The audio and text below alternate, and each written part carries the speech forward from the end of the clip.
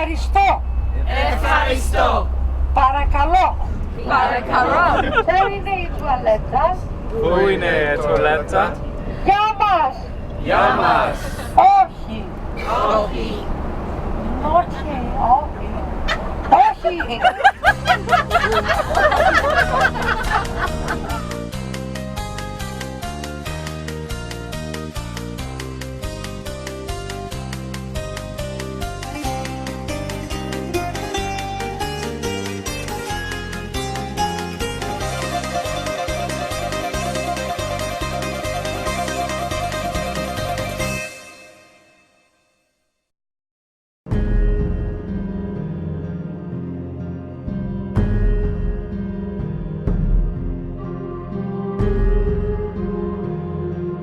That's actually Pella over there.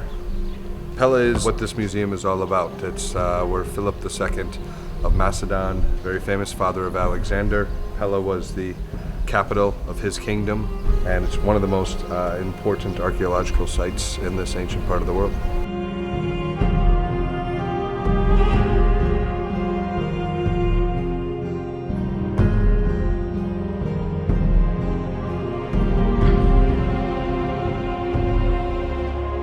You can picture somebody sitting there and working on those little tiny heads and knowing that was so important to them to represent these figures and to document their history. By looking at their representations of the world that they lived in, it tells us who the ancients are. Trips like this, they really take away or mitigate the borders of space and time. You see Alexander in his environment, and you see a vision you can't get from books. You have to be here. Absolutely, a real classroom without borders.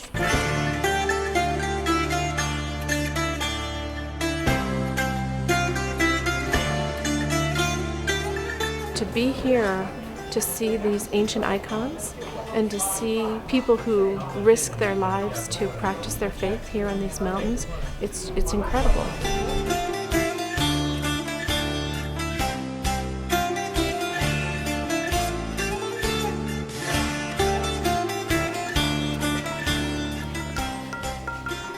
I'm just blown away by texture, pattern, color.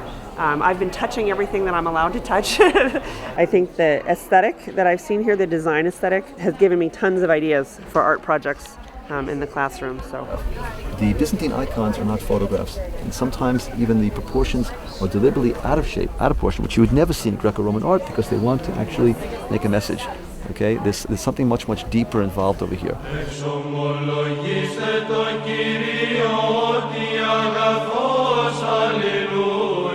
When I smelled the incense, it immediately took me back to my church, to the Vespers or the liturgies on Sunday.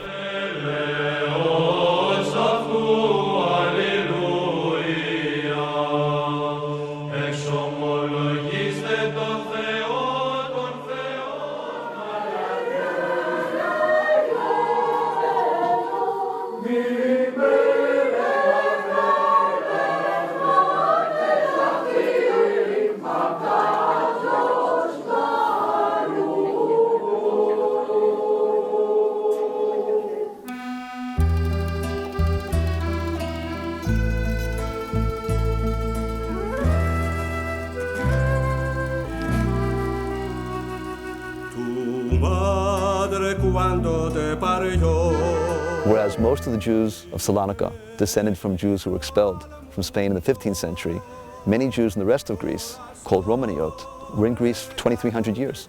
They spoke Greek, and they were much better integrated into overall Greek society.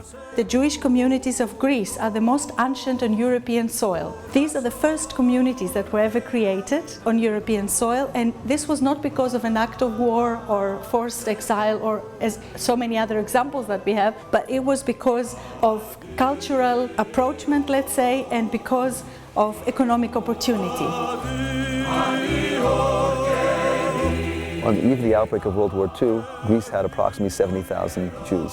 In 1945, by the end of the war, less than 4% actually survived.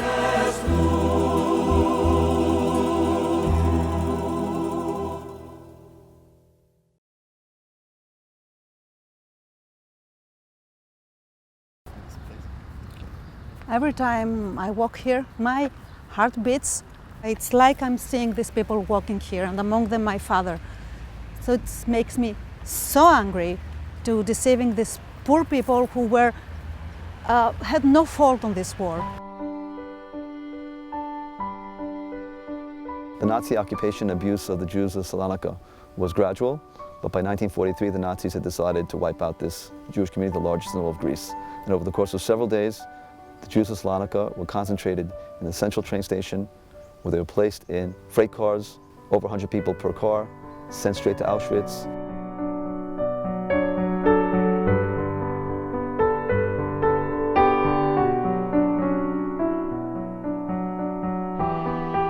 And ultimately 97% of Salonican Jews were murdered by the Nazis. I always ask my father, why didn't you jump off the train? Why did you go with them? One of the most important reasons is that they were very, very close to their families.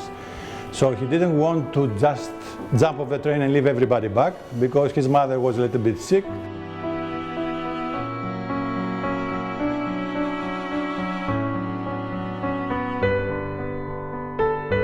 The Nazi occupation of Greece is certainly not just a Jewish story. The Greek people suffered tremendously under the Nazi occupation, more than other occupied peoples.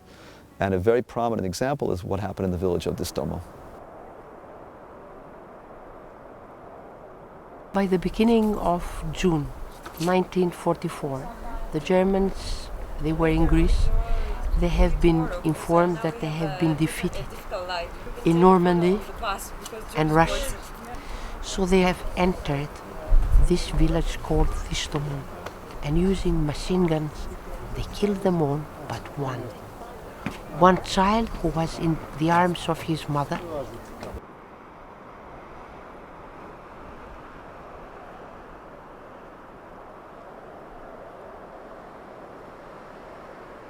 I don't understand how people can hate so much that they hate the children too.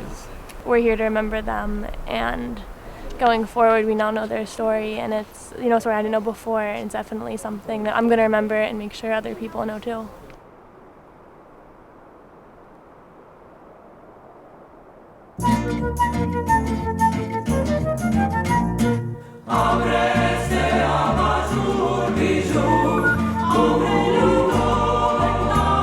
There are 4,000 Jews in Greece. What do you think will happen to this Jewish community in Greece in 10 years?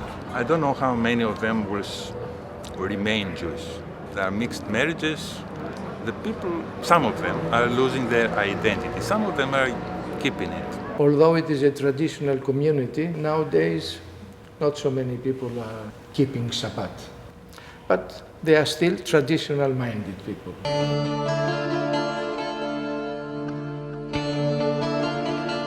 I see the destruction of the community and how the community will eventually fade out because they are so few right now. I just have enormous emotional response to that, and I want to be able to find ways to bring that back to my students. When somebody wants to hurt you, another way of doing it without even physically hurting you is to break a tombstone, to destroy a resting place of your parents, of your child. Everywhere the Nazis were, they desecrated and destroyed the cemeteries. And of course, then very often, the tombstones, whether you need to or not, are going to be used for, let's call them secular purposes, for paving roads, and so on and so forth. And that's one more way of humiliating. As a Jewish, I say what Rabbi Hillel said once upon a time: don't do to the other person what the other person you don't want they to do to you. This is very important. This is the main root for me. This is why I am Jewish and I remain Jewish. The work of Classroom Without Borders is not only about Holocaust. It's about race and prejudice. And I really hope that through all of you as educators, we can make it a better world.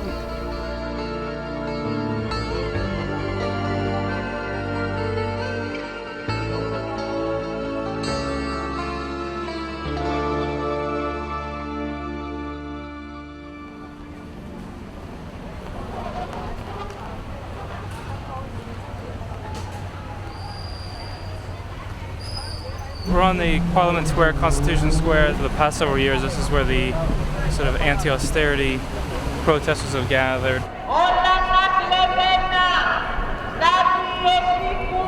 It feels as though the mood here in Athens is Europe is forcing the Greeks to make concessions that they're unwilling to make. The people we've talked to on the street, it's really a fear of the unknown. They want some deal made. They want to know what the future holds, and right now, they're not sure what that will be.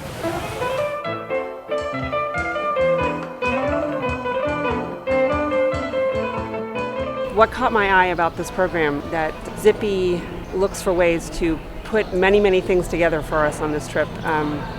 We're going back and forth in time. We asked why Greece. I think it's a foundational part of our history. There is a sense of, if there's one word to describe it, it's resilience. The Greeks today are resilient in the face of dire economic concerns.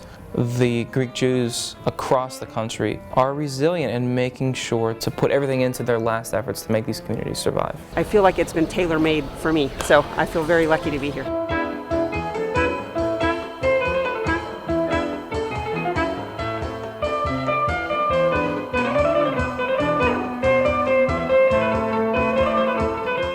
I think I'm going to do a lot of sharing of what I've learned with the other teachers at my school. Oh, it's incredible. Like, I wish every student had that opportunity. For me, the eyes of my students are my teachers.